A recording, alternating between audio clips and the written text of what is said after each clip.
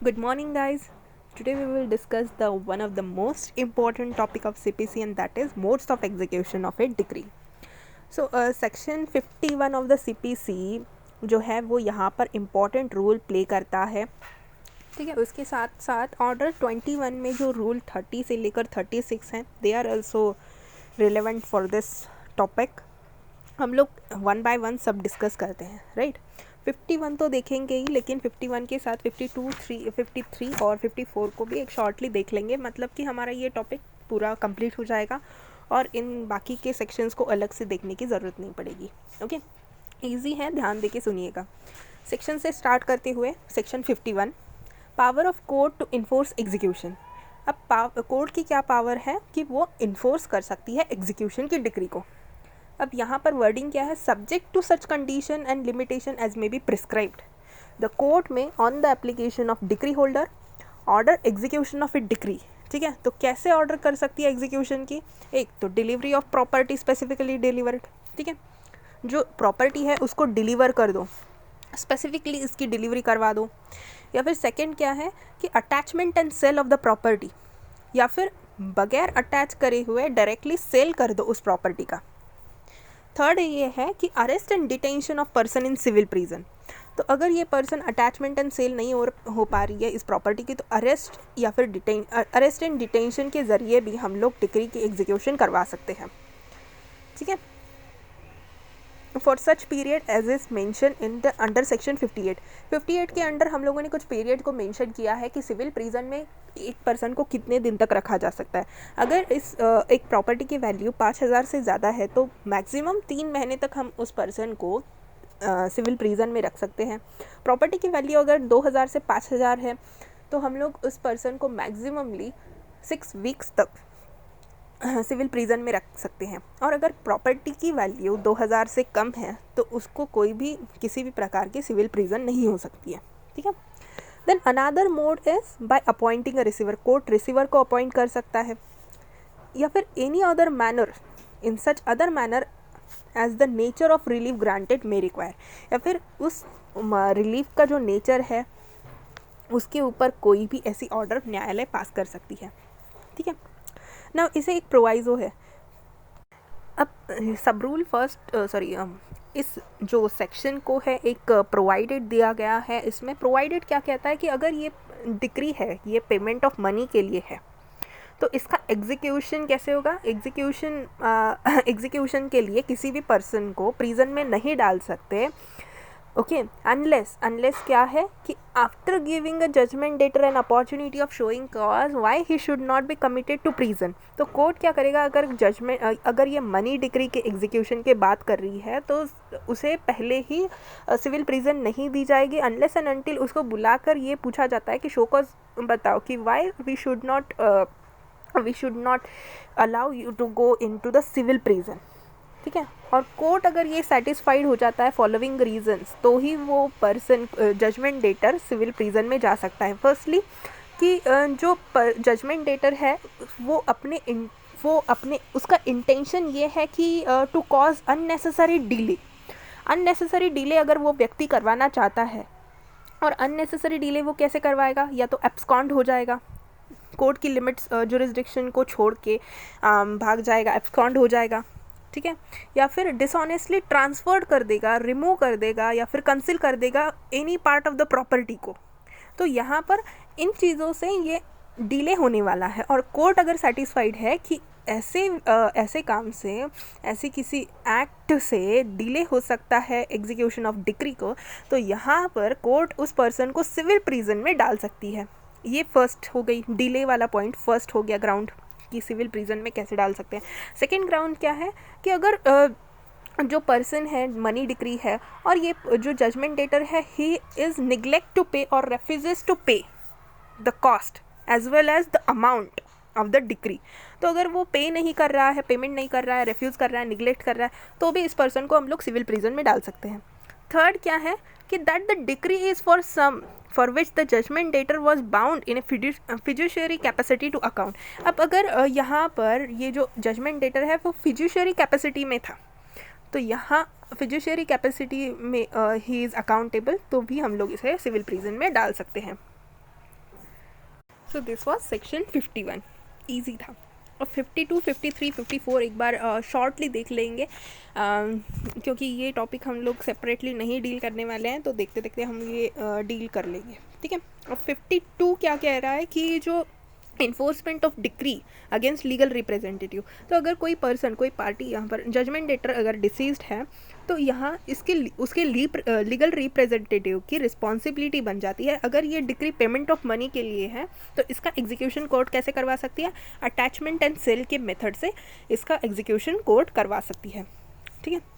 अब 53 सेक्शन क्या कह रहा है? सेक्शन 53 ये कह रहा है कि लाइबिलिटी ऑफ एंसेस्ट्रल प्रॉपर्टी। अब जो एंसेस्ट्रल प्रॉपर्टी है उसकी लाइबिलिटी।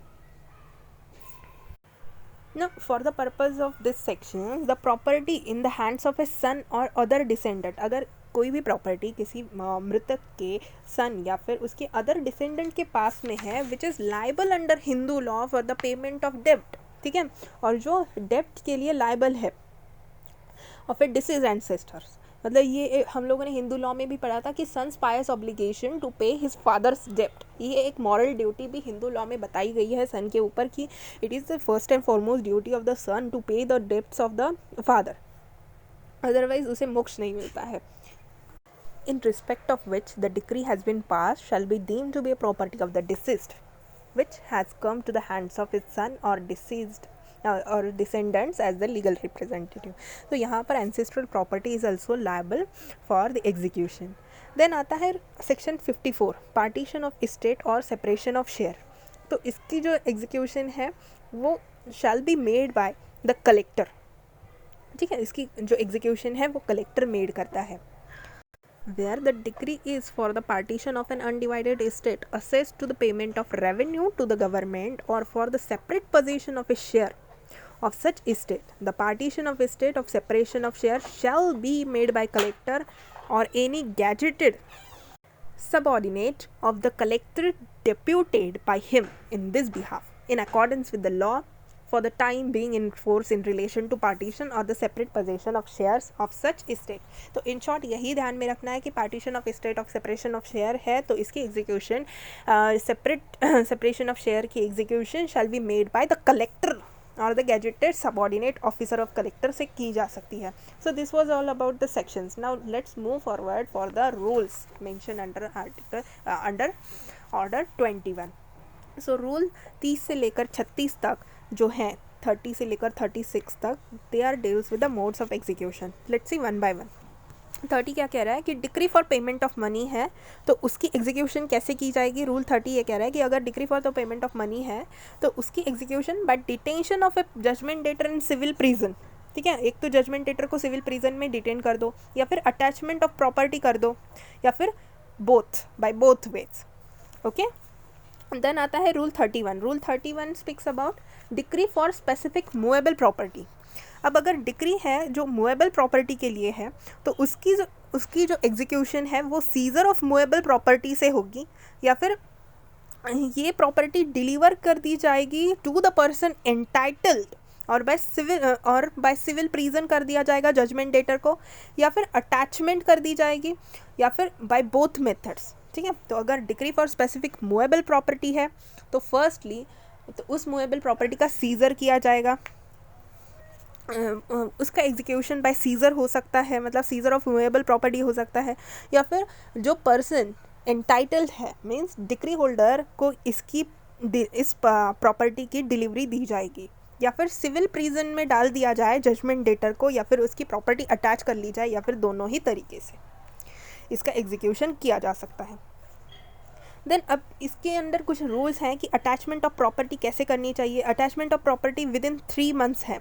ठीक है, प्रॉपर्टी को अटैच करके 3 महीने हो चुके हैं तो 3 महीने के अंदर इस अटैचमेंट के 3 महीने के अंदर जजमेंट डेटर जो है he is not obeyed the decree. Judgment debtor क्या करता है, डिक्री को ओबे नहीं करता है और जो डिक्री होल्डर है वो एप्लीकेशन करता है for the sale of the property. तो प्रॉपर्टी जो है उसका सेल किया जाएगा और जो बैलेंस है वो जजमेंट डेटर को दिया जाएगा और जो कंपेंसेशन है, कॉस्ट है जो कि डिक्री होल्डर को पड़ा है सेल की वजह से तो वो उस डिक्री में से, उस प्रॉपर्टी के सेल में से उस डिक्री होल्डर को पे किया जाएगा. सो अगर जजमेंट डेटर अप्लाई नहीं करता है, ओबे नहीं करता है डिक्री की, और यहाँ पर डिक्री होल्डर अप्लाई कर देता है सेल के लिए, तो प्रॉपर्टी जो है सेल कर दी जाएगी, कंपेंसेशन डिक्री होल्डर को मिलेगा, कॉस्ट डिक्री होल्डर को मिलेगा, और जो बैलेंस है, रेसिड्यू है, वो जजमेंट डेटर के पास बैकली चला जाएगा। अब दूसरी सिचुएशन ये है कि जजमेंट डेटर यहाँ पर ओबे कर लेता है डिक्री की और सारे के सारे कॉस्ट पे कर देता है। अटैचमेंट के दौरान 3 महीने के अंदर ये कॉस्ट भी पे कर देता है और डिक्री को ओबे भी कर देता है, और जो डिक्री होल्डर है वो यहाँ पर सेल के लिए अप्लाई नहीं करता है। ठीक है, तो यहाँ जो सेल है वो रिफ्यूज़ड की जाएगी, सीज की जाएगी। ठीक है, अटैचमेंट में सेल को सीज किया जाएगा और जो प्रॉपर्टी है वो रिवर्ट बैक हो जाएगी उस पर्सन जजमेंट डेटर के पास, because he has already discharge from the liabilities by paying the suits, by paying the money and the cost. ठीक है, अब रूल 32 कहता है कि decree for specific performance for restitution of conjugal right और for an injunction. अगर जो decree है वो स्पेसिफिक परफॉर्मेंस के लिए है, specific performance of for restitution of conjugal rights के लिए है। हिंदू लॉ में हम लोगों ने पढ़ा है कि section 9 of the Hindu marriage act deals with the restitution of conjugal rights, और एन इंजंक्शन की डिक्री है तो उसका एग्जीक्यूशन कैसे होगा, इसके बारे में section rule 32 of the order 21 of the CPC deals. तो जनरल रूल क्या है कि जजमेंट डेटर, ठीक है, जजमेंट डेटर जो है रेस्टिट्यूशन की अगर in case of restitution of conjugal right की डिक्री है और जजमेंट डेटर की जो प्रॉपर्टी है वो अटैच की जाएगी, इसका एग्जीक्यूशन कैसे होगा, अटैचमेंट ऑफ प्रॉपर्टी के ज़रिए इसका एग्जीक्यूशन होगा। देन जजमेंट डेटर अगर स्पेसिफिक परफॉर्मेंस ऑफ कॉन्ट्रैक्ट और injunction, specific performance of conjugal right है या फिर इंजंक्शन वाली डिक्री है, तो इसमें अटैचमेंट ऑफ प्रॉपर्टी और सिविल प्रिजन और बोथ तरीके से इसकी एग्जीक्यूशन हो सकती है। ये हो गया general rule.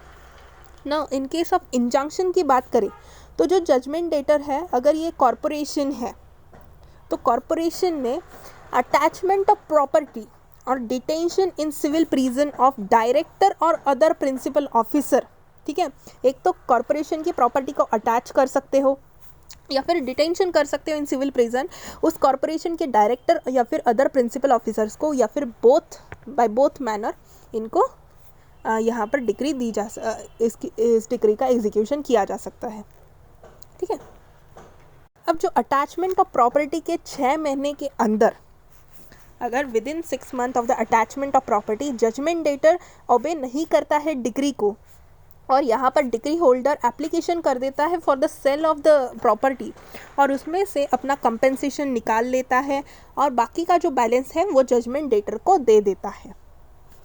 Now attachment of property के 6 महीने के अंदर अगर जजमेंट डेटर ओबे कर लेता है और ऑल कॉस्ट पे कर देता है और डिक्री होल्डर यहाँ पे अप्लाई नहीं करता है फॉर द सेल, तो यहाँ पर सेल सीज की जाएगी। ठीक है, सेम प्रोसीजर है, हम लोगों ने लास्ट रूल में भी यही देखा था। Now decree for specific performance और injunction and judgement debtor not obey, ठीक है, अगर जजमेंट डेटर यहाँ पर ओबे नहीं करता है इन एडिशन टू अबो मतलब कि अबो जो हम लोगों ने attachment of property civil prison वगैरह देखे हैं एग्जीक्यूशन के लिए, तो in addition to this other acts required to be done, तो जो कोर्ट को लगता है एग्जीक्यूशन के लिए तो कोर्ट यहाँ पर उस पर्सन से, उस व्यक्ति से करवा सकती है। अब रूल 33 क्या कहता है कि discretion of court in executing decree for restitution of conjugal right, तो यहाँ पर न्यायालय का डिस्क्रिशनरी राइट है in executing a decree for restitution of conjugal right. क्या राइट है कि जो decree for restitution of conjugal right है तो कोर्ट का डिस्क्रिशनरी पावर क्या है कि अगर जजमेंट डेटर यहाँ पर हस्बैंड है तो उसे कोर्ट ये कह सकता है कि to pay periodic payment to be just and fair. ठीक है, अगर यहाँ जजमेंट डेटर ओबे नहीं करता है किसी डिक्री की, ओबे नहीं करता है रेस्टिट्यूशन ऑफ कॉन्जुगल राइट वाली डिक्री की, तो मतलब विद इन फिक्स्ड पीरियड, तो यहाँ पर कोर्ट क्या करेगा, जजमेंट डेटर को ये कहेगा कि if to pay periodic payments to be made to be just. ठीक है, और अगर यहाँ पर कंडीशन यही है कि जजमेंट डेटर जो है वो हस्बैंड होना चाहिए। ठीक है। देन आता है आपका rule 34, decree for execution of document और इंडोर्समेंट ऑफ नेगोशिएबल इंस्ट्रूमेंट। ठीक है, अब यहाँ पर decree for the execution of document की बात की गई है या फिर इंडोर्समेंट और नेगोशिएबल इंस्ट्रूमेंट की बात की गई है। अब अगर जजमेंट डेटर निगलेक्ट करता है और does not obey the decree, और डिक्री होल्डर क्या कर लेता है कि वो डिक्री होल्डर ने क्या करना है, एक ड्राफ्ट बनाना है डॉक्यूमेंट का या फिर इंडोर्समेंट का, और उस ड्राफ्ट को कोर्ट में डिलीवर करना है। अब कोर्ट क्या करेगा, उस ड्राफ्ट को जजमेंट डेटर के पास भेज देगा along with the notice of objection, कि आपके कोई ऑब्जेक्शंस हैं, और नोटिस कि आपके अगर कोई ऑब्जेक्शन है तो आप रेज कर सकते हो। नाउ जजमेंट डेटर अगर कोई उसके पास कोई ऑब्जेक्शन है तो वो अपने ऑब्जेक्शन को इन रिटन रेज कर सकता है, और यहाँ पर कोर्ट क्या करेगा, कोर्ट शैल अप्रूव और alter the draft as it thinks fit. अगर यहाँ पर जजमेंट डेटर के ऑब्जेक्शंस जो उन्होंने रेस किए हैं और कोर्ट को लगता है कि ये सही है या फिर alteration is required, court can do so. अब ये ऑल्ट्रेशन के लिए जजमेंट ये फिर से कोर्ट एक बार डिक्री होल्डर को ये फिर से भेज देगा कि आप ऑल्ट्रेशन या फिर कुछ चेंजेस करके कोर्ट को दीजिए, और decree holder shall deliver to the court a copy of draft plus alteration plus stamp paper if required. ठीक है, तो मतलब अगर कॉपी ऑफ ड्राफ्ट सेंड करेगा, ऑल्ट्रेशन के साथ सेंड करेगा, और अगर स्टैम्प पेपर पे अगर कोई फॉर्मेलिटी करनी है, स्टैम्प पेपर अगर रिक्वायर्ड है तो स्टैम्प पेपर भी लगाएगा एंड एग्जीक्यूट इट। कोर्ट क्या करेगा, फिर उसको एग्जीक्यूट करेगा अगर उसको कोर्ट सेटिस्फाइड कर लेता है कि ये सब कुछ सही है by court in the prescribe format. Now registration of document अगर रिक्वायर्ड है बाय लॉ तो कोर्ट क्या करेगा, court shall cause its registration, और रजिस्ट्रेशन का जो कॉस्ट है, registration is required by decree holder, तो डिक्री होल्डर को कहेगा कि तुम रजिस्टर करवा लो। As if courts things registration या फिर रजिस्ट्रेशन इज़ रिक्वायर्ड, तो यहाँ अगर डिक्री होल्डर की इच्छा है कि रजिस्ट्रेशन करवा लिया जाए तो वो अपने कॉस्ट पे ये कर सकता है, या फिर कोर्ट अगर ये थिंक फिट कि रजिस्ट्रेशन करवाना चाहिए तो ईदर पार्टी को वो कह सकता है कि इसका रजिस्ट्रेशन करवा लो। ठीक है, अब आता है rule 35। Rule 35 is about decree for immovable property. पहले हम लोगों ने डिक्री फॉर मूवेबल प्रॉपर्टी को पढ़ा है, राइट। अब डिक्री ऑफ इमूवेबल प्रॉपर्टी की बात करें तो जो पोजीशन है वो डिलीवर किया जाएगा, possession shall be deliver to party to whom it has been adjourn and remove the person in possession who deny to vacate. अब अगर पोजीशन में जिस व्यक्ति के फेवर में डिक्री पास हुई है उस पर्सन को यहाँ पोजीशन में बिठाना है, और जो पर्सन यहाँ डिनाई कर रहा है कि हम लोग वैकेट नहीं करेंगे इस प्रॉपर्टी का पोजीशन, तो उस पर्सन को डिस्पोजेस करना है उस प्रॉपर्टी से। Then joint possession of immovable property की बात करें तो जो कॉपी ऑफ वारंट है वो अफिक्स किया जाएगा at some place of property. Plus इसकी और एक मेथड होती है कि बीटिंग ऑफ ड्रम होता है, तो वो हम लोग प्रोक्लेम कर सकते हैं। And if no access is given to the decree holder, अगर डिक्री होल्डर जाता है उस प्रॉपर्टी में एंटर करने के लिए और जजमेंट डेटर या फिर any other person interested to him क्या करता है कि उसको एक्सेस ही नहीं दे रहा है, तो कोर्ट क्या करेगा, कोर्ट अपना एक ऑफिसर भेजेगा और उस पर्सन को जजमेंट डेटर या फिर एनी इंटरेस्टेड पर्सन को वहाँ से रिमूव कर देगा, विड्रॉ कर देगा, उठा के फेंक देगा। ठीक है, और ओपन लॉक या फिर बोल्ट और break open any door necessary to put the decree holder in possession, ताला तोड़ देगा या फिर कुछ ऐसी हरकत करेगा जिसकी कुछ फोर्स अप्लाई करेगा जिससे कि हम लोग इमूवेबल प्रॉपर्टी में डिक्री होल्डर को बिठा सकें। ठीक है, अब लास्ट रूल इसका मोड ऑफ एग्जीक्यूशन का कह रहा है कि 36 decree for immovable property in occupancy of tenant. तो अगर यहाँ decree of immovable property pass की गई है in favour of landlord and in oppose of tenant, तो इसे ऑक्यूपाई करने के लिए इसकी एग्जीक्यूशन कैसे की जा सकती है, by affixing a copy of warrant at the place of property and by beat of drum. तो अफिक्सिंग कॉपी हो सकती है और at the place of property जहाँ प्रॉपर्टी है, प्लस बीट ऑफ ड्रम से इसका जो है वो एग्जीक्यूशन कराया जा सकता है। So this was all about the modes of execution. Okay.